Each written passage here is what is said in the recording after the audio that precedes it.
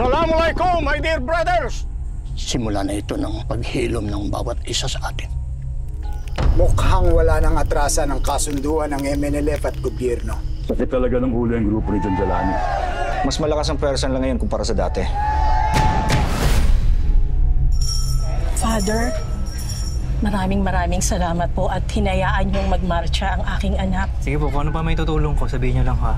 Father, may dumating po na sulat para sa inyo. Anong laman ng sulat? Your soul, the seed scattered is not with you.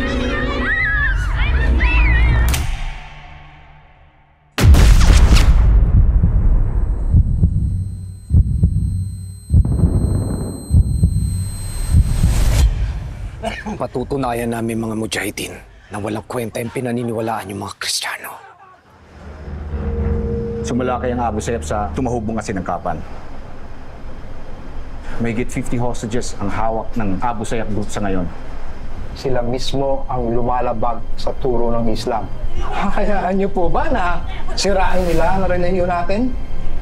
Lilipulin namin ang lahat ng mga Abu Sayyaf to end this bullshit violence. Alisin niyo lahat ng mga krus dito sa Pasilan.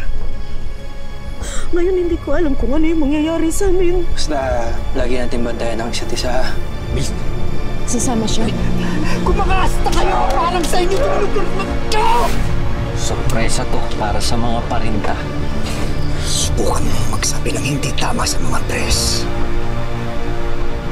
Tanggapin ninyong lahat ito at kanin.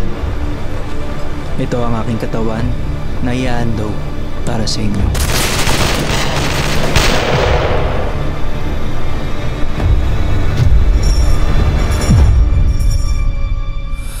Saan yung magliligtas sa atin, Father?